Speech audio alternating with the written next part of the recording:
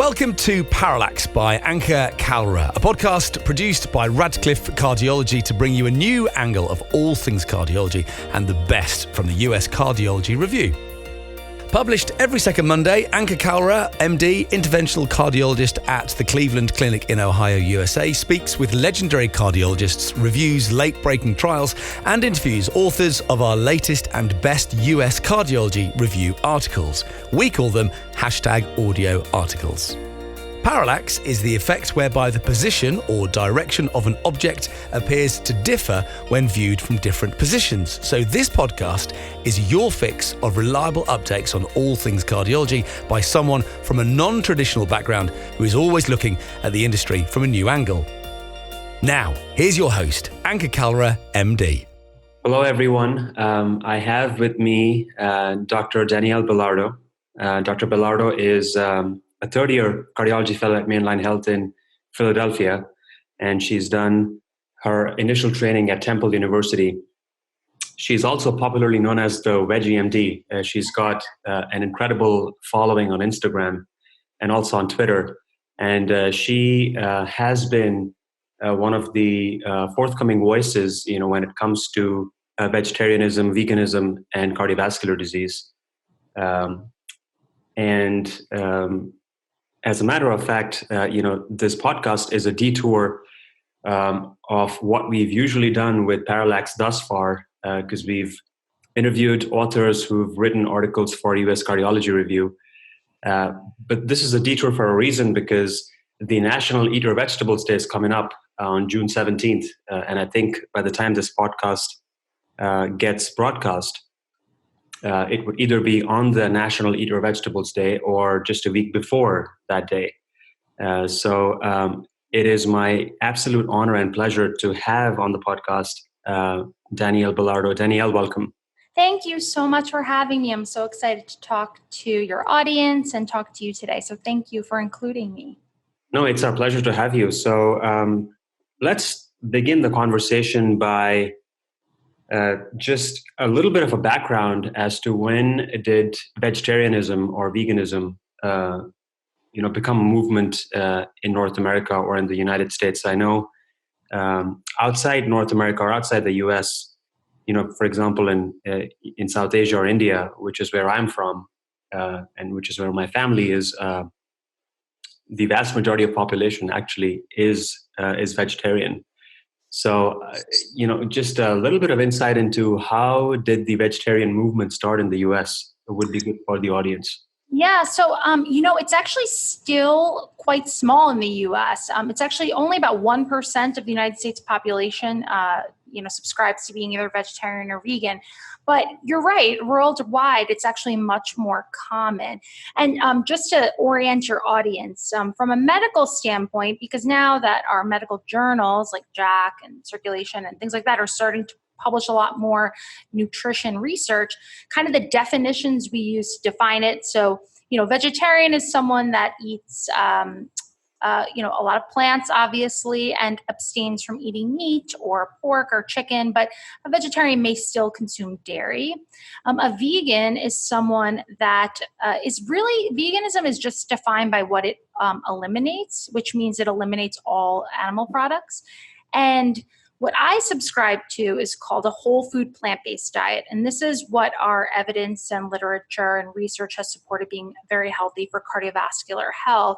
A whole food plant-based diet, of course, eliminates all animal products. So that's no dairy, no meat, no chicken, no fish or anything like that.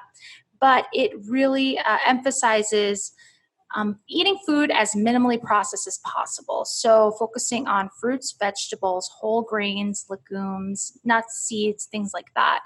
So just really as natural, as minimally processed as possible. And as you mentioned, worldwide, this is actually a way that we've been able to see people eat and do very well. I don't know if you're familiar with the blue zones, but the blue zones are areas in the world where people have lived incredibly long, where longevity is just a part of their culture. And in the blue zones, what they found are these areas and these populations in Greece and in certain different regions they actually consume very, very little dairy and very little animal products, and they consume a very high diet in fruits, vegetables, and legumes and whole grains.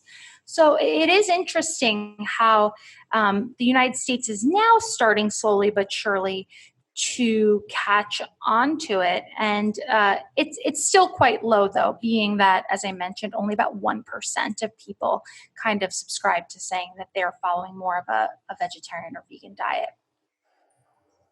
Thank you for touching upon the definitions. I think it's important to talk in the same verbiage and with the same understanding. You brought up veganism and you brought up vegetarianism. I've come across a couple other terms, like ovo-lacto-vegetarian, which right. is consuming eggs and dairy, and also the vast majority of diet is actually non-vegetarian diet. And then there is pescatarian, which is people who would eat fish, right. and vegetables. But that would be the only form of meat that they would eat, right? Am I right? Right.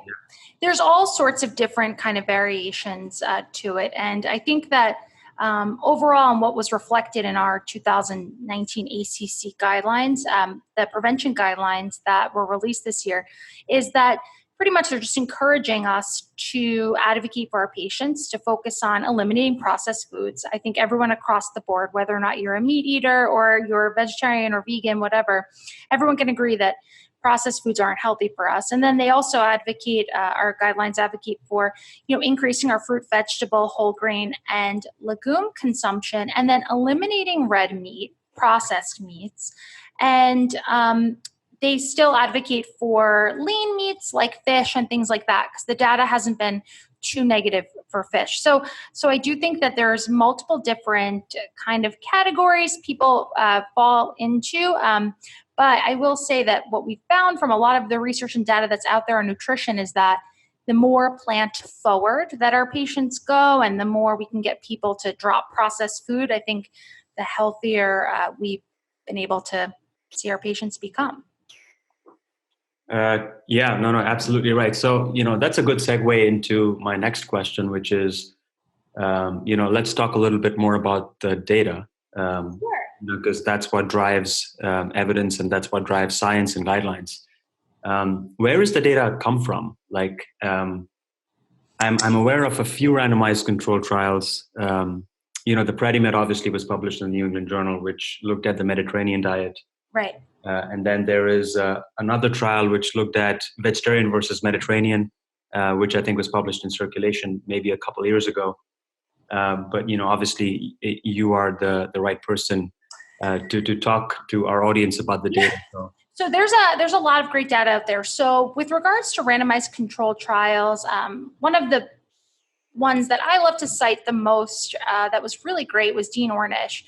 He published in The Lancet quite some time ago a great randomized control trial where he randomized people to not only more of a plant-based diet, but he also had randomized them to things like mindfulness and yoga and different sort of interventions from a psychological perspective versus just traditional standard of care. And in these patients specifically, he was able to find through I think his first test, they actually, his first paper, I believe that they actually recast the patients, and they were able to see that they had some regression, maybe only about 5% of regression of their coronary artery disease after about 5 years. Whereas the control, the standard care group just ended up having progression of their CAD. And actually through this, Dean Ornish is actually now, I'm not sure if you're aware, but the Ornish cardiac reversal, cardiac health program is actually covered by Medicare. And so if you have patients that need cardiac rehab, they can actually join Dr. Ornish's program wherever he has like a supervised center. So it is quite interesting. His was an RCT, but there's of course tons of epidemiological data. One study that I love, published in JAMA Internal Medicine 2016, Dr. Song from Mass General published a study called The Association of Animal and Plant Protein Intake with All-Cause and Specific cause mortality. The analysis looked at 130,000 people with over 3.5 million person years of follow-up. And essentially the question of the study was, well, what happens if we replace just 3% of your total calorie intake from animal protein with plant protein? And what they found was that replacing 3% calories of animal protein with a plant-based protein was associated with living longer. And of course, this is again association. And so, it is powerful data given the large size of the study. And, they found replacing 3%. So for example, replacing 3% of your calories from processed red meat with a plant protein was associated with a 34% lower hazard ratio of mortality. Replacing 3% of your calories, even for unprocessed red meat, with the plant protein was associated with a 12% lower hazard ratio of mortality. So, and then again, just as I was mentioning, how fish is definitely, I think, I think of all of the animal proteins, fish is been found in some studies to be beneficial, some to be neutral. So, they even found here that even replacing just 3% of calories from fish with plant protein was associated with a 6% lower hazard ratio of mortality. So that was obviously a large epidemiological study, but it was pretty interesting because it covered a large group. And then one of my favorite studies, that is also another population-based study, but many of your listeners probably know. It was published in JACC last year. It's called Healthful and Unhealthful Plant-Based Diets and the Risk of Coronary Heart Disease in the U.S. And Satija was the primary author, and this is a group from Harvard. They looked at 200,000 people from Nurses Health Study, Nurses Health Study 2, and the Health Professional Follow-Up. This was about 4.8 million person years of follow-up. And so the individuals were free of chronic disease at baseline. So the main question of this study essentially was, is a plant-based diet healthful? And is there any difference between a healthy plant-based diet and an unhealthy plant-based diet with regards to heart disease? So they created a plant-based diet index from a food frequency questionnaire data, and positive scores were assigned to plant foods and reverse scores were assigned to animal foods. And then they looked at it with the eyes of a healthy plant-based diet index, where healthy plant foods, this includes, as I mentioned, whole grains, fruits, vegetables, nuts, legumes, tea, coffee, they received positive scores. Less healthy plant foods were juices, sweetened beverages, refined grains, fried potatoes, and sweets. And animal foods also received reverse scores. So Unhealthful Plant-Based Index gave a way to evaluate this criteria as a whole. So if you look at their pooled multivariable analysis, they found that higher adherence to a healthy plant-based diet was independently inversely associated with coronary heart disease. So if you were eating an unhealthy plant-based diet or a diet filled with animal foods, the more animal foods you ate was positively associated with coronary heart disease. And the reason why I love this study so very much is I think it differentiates between just someone abstaining from animal products and following what we know through the research to be a healthful plant-based diet. One of the issues with the PURE study was that it looked at macronutrients. So if you're looking at a carbohydrate and associating, mortality, carbohydrates are all very different, right? So someone that's eating an apple is different than someone that's eating a piece of white bread.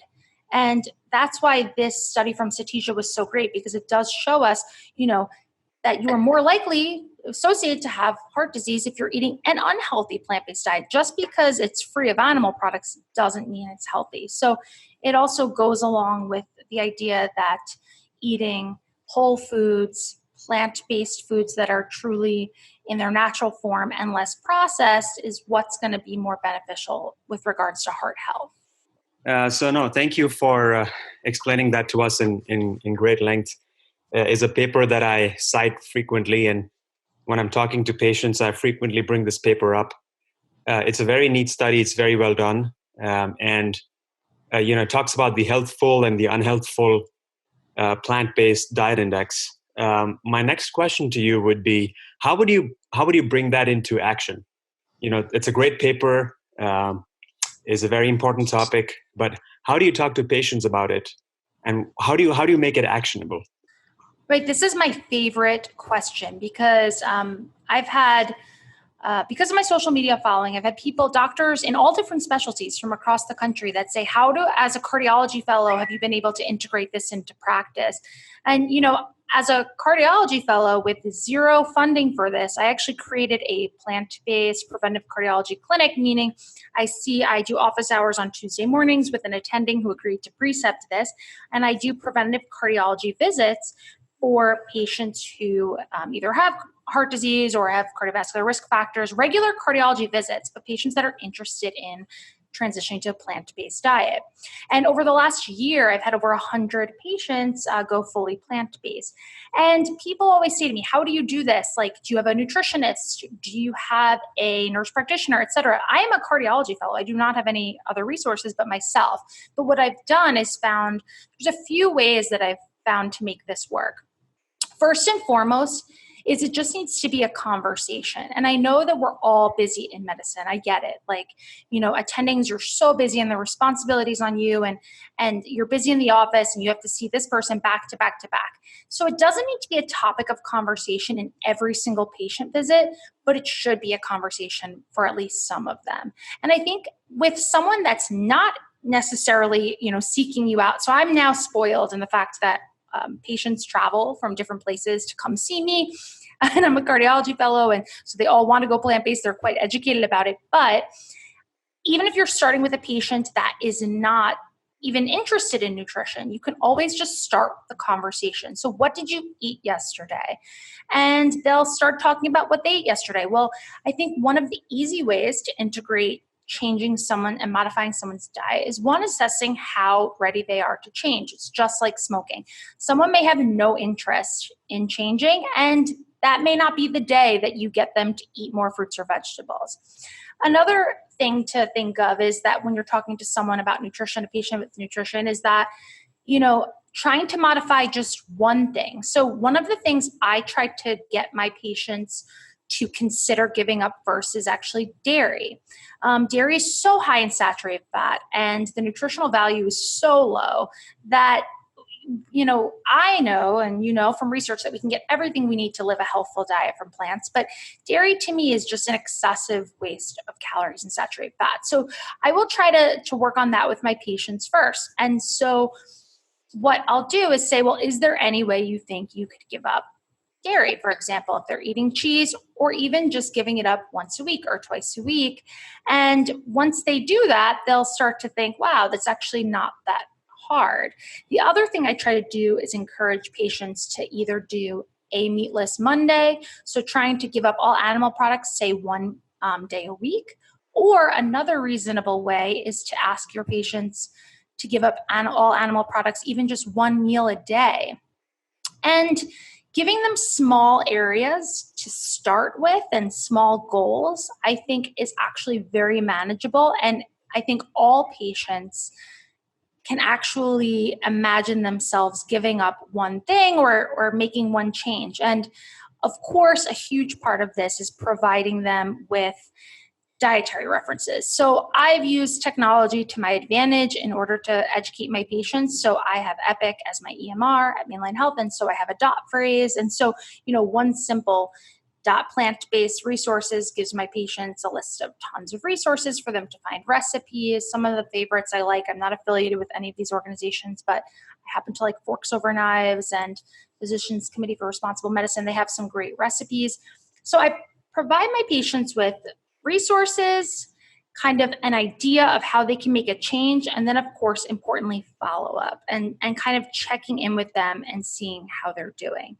And I think one of the most underrated factors that I've noticed unbelievable patient behavior change has been telling my patients success stories. So, quick example, I've had just unbelievable success in transitioning my patients from a nutrition perspective and watching much of their chronic disease just disappear. But, as I mentioned, as an outpatient, I'm now seeing patients that seek me out that want to go plant-based. And so now the only time I'm kind of seeing patients that aren't that way are when I'm on consults. So I was in the ICU, for example, like couple months ago, and most of your patients are intubated, sedated, et cetera, and you're worried about the critical issues. You're not talking to them about nutrition.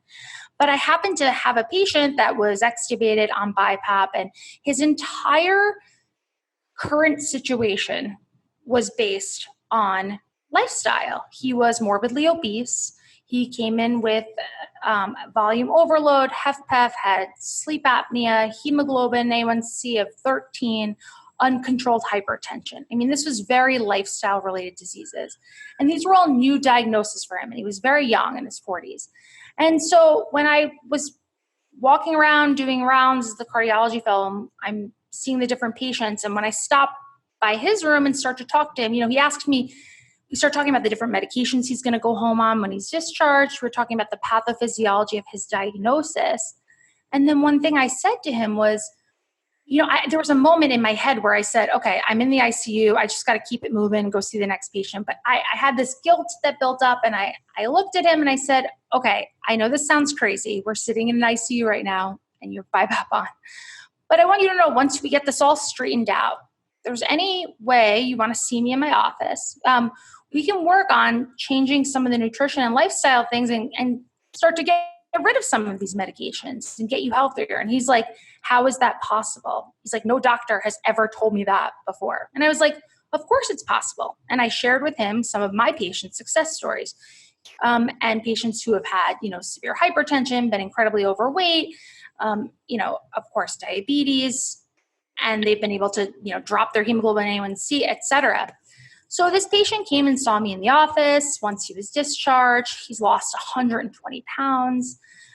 He's went from 5 antihypertensives to 1. His hemoglobin A1C's dropped from how incredibly high it was. Now it's 7. So he's been able to see these results. And I think that it was kind of it made me realize that as doctors, maybe all of us aren't giving our patients enough credit. A lot of times doctors, we are the barrier to providing patients with nutrition information because we will predetermine what patient we think will, quote unquote, listen to us. When in reality, a lot of patients actually are looking for guidance. So I think that that's kind of the best ways I've found to be effective in integrating nutrition into my cardiology work. No, that's incredible. This is a little bit off topic, but this was a conversation I had with Dr. Athena Pappas when I interviewed her for the 3rd episode, which was on managing hypertension, and we talked about the DASH diet, and which is dietary approaches to stop hypertension. I know there's a lot of new literature on vegetarian diet and control of high blood pressure, I asked her the same question, is like, how do you incorporate, nutrition education in a 15 or a 20-minute follow-up clinic visit? And, as an addition to that question, I brought up the issue of lack of nutrition training in cardiovascular disease fellowships in this country. Right. Or for that matter, across the world, because, we're not trained. We don't have curriculum or curricula in fellowships where, we have an elective which could be scheduled with a nutritionist, or we not even our didactics, include, nutrition science, which is incredibly important to know as a cardiologist. I mean, would you agree? Absolutely. Absolutely. There is, the average cited in the U.S., the average medical student gets about 19 hours of nutrition education over 4 years. Then in my internal medicine residency, there's no required nutrition education. And then as a cardiovascular disease fellow, I'm required to do 100 catheterizations and, 100 TEEs. But there's no nutrition requirement. And if anyone listening to this podcast, if you're a cardiologist, just think of your day, your patients that you see that day, and think of how many of them are coming to you with an issue that's based on lifestyle. And that could be not only helped with lifestyle modification, but prevented. So the fact that nutrition isn't a core part of our education as medical students, as residents, as fellows, is quite unfortunate, given that the majority of the disease processes we're dealing with revolve around it. And so I think that it's actually slowly beginning to change. I know the University of Pennsylvania School of Medicine has actually a nutrition class now where they actually talk about different studies and they actually cook different foods. So I think it's making its way into the curriculum. For cardiology fellowship, I don't think it has quite yet, but it will be interesting to see if it starts to eventually take off. I think that a lot of physicians in our generation are really interested in prevention and are really interested in empowering our patients and giving them information and access to resources. So I'm hoping it becomes more and more popular and more a part of our training. Yeah, no, I couldn't agree more. In fact, I think some of the leading cardiovascular medicine journals have taken charge of this, like you mentioned earlier in the podcast, like, our top tier journals like JACC and Circulation have published articles on plant-based nutrition and vegetarianism or veganism and its association with cardiovascular disease risk reduction and overall burden of cardiovascular disease. I think, off record when we were having a conversation about ACC this year, the annual scientific session, you brought up the Nutrition Day, which ACC had organized. So, maybe talk to us a little bit about the Nutrition Day and how that came up and what was your involvement with the proceedings of that day. Absolutely. So I'm involved in the ACC nutrition work group with Dr. Kim Williams, Dr. Andrew Freeman, Rob Ostfeld.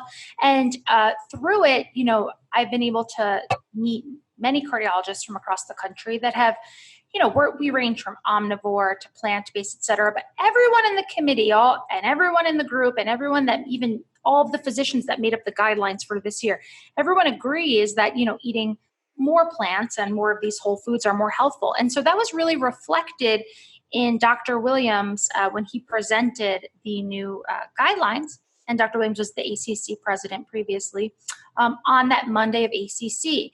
There was also a really, really fantastic on that Monday of ACC nutrition debate between Rob Ostfeld. They had the author of the Predimid study. I'm blanking on his name right now. And James O'Keefe. And even at the end of this debate, everyone who heard it kind of agreed. All of the cardiologists kind of came to the same conclusion. It was that we need to get rid of the processed foods and we need our patients to focus on eating more whole plant-based foods and eliminating the processed stuff that is very pervasive in the standard American diet. So I was so happy to see such an unbelievable excitement around nutrition and prevention at the ACC. There's so many incredible cardiologists in the ACC that are really pioneering and leading the way in this. And they're just heroes of mine because I do think prevention is so important. And it's great to see it making its way into these conferences. So I hope that, every year that starts to increase and happens in all different areas of cardiology. All right. I'm going to probably end the podcast by asking you a personal question. And that is, how does a food day or how does a day in the life of VeggieMD looks like, if we were to take a sneak peek into your kitchen? Yeah, sure. How does VeggieMD's kitchen look like, or how does the VeggieMD's plate look like? Okay, great question. So first and foremost, it depends on the day because I do also like the research from Walter Longo, intermittent fasting. That's a whole nother topic and a whole nother day. So I will say that I do sometimes do intermittent fasting, but with regards to a regular standard day, I will eat unprocessed rolled oats. I'll usually add either a little bit of a plant milk, maybe almond milk, and then tons of fresh berries. This is if I have time in the morning. It takes 2 minutes, but sometimes I'm just running out the door.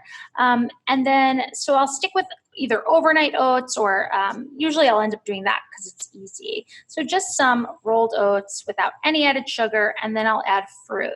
I eat a ton of fruit. For lunch, it just depends also on the day and what rotation I'm on.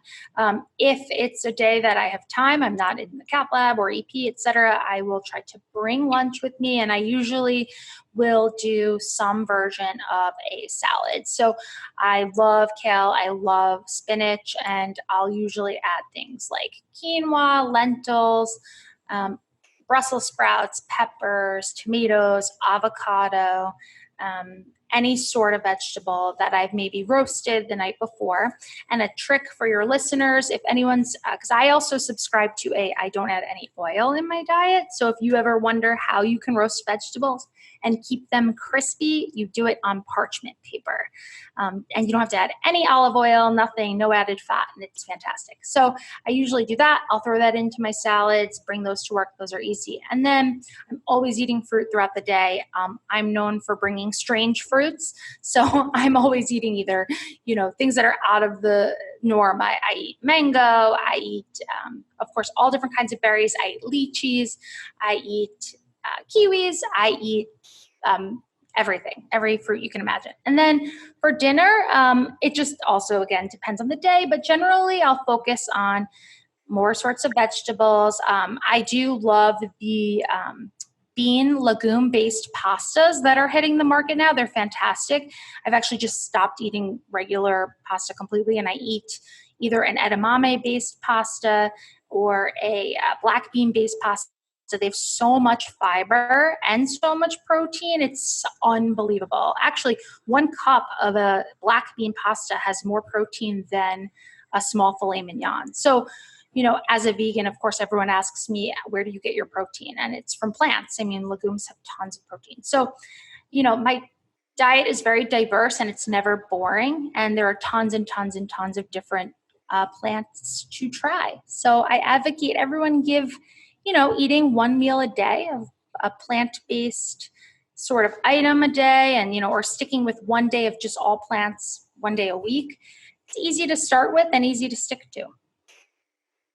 Oh, that's terrific. Great tips and great insight into how one can modify diet and still have a good day spent with food. Because, I know a lot of us just focus on what are we going to eat for lunch or for dinner, and it forms a very important conversation, both with our patients and even with our friends and family.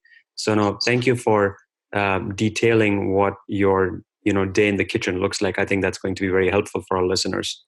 Thank you, and thanks for having me. No, it's been our great pleasure, and hopefully we'll get you back on another podcast and talk a little bit about sources of fat, vegetable fat versus animal fat, and then how to incorporate fat in diet, and also talk about complex carbohydrates and whole grains. I think that's absolutely that's a different topic of discussion, but. Yeah, and then we got to do a fasting episode too. Some some interesting, controversial data out there on that. Yes, and I will probably bring in the importance of breakfast, because Jack published a recent study on the importance of breakfast and its association with mortality. Absolutely. Yeah, well, there's so much for having me. I truly appreciate it. It's such an honor, and I'm so glad that you are opening up the conversation for National Vegetable Day. You're opening up the conversation to diet, nutrition, and cardiovascular disease. I really appreciate it. Yeah, no, it's been our pleasure to have you on the podcast, and thank you for all the information and all the knowledge and all the energy. I'm sure the listeners are going to appreciate it a lot. Thanks again.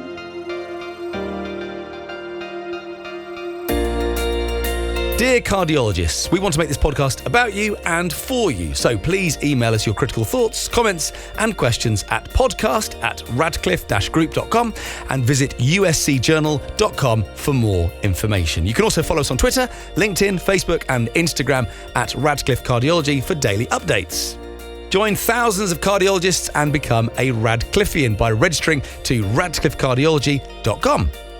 You will receive regular newsletters and gain access to hundreds of expert interviews, educational webinars, clinical cases, and peer-reviewed articles from our 6 medical review journals on general cardiology, interventional cardiology, arrhythmia and electrophysiology, cardiac failure, and vascular and endovascular surgery. Thank you.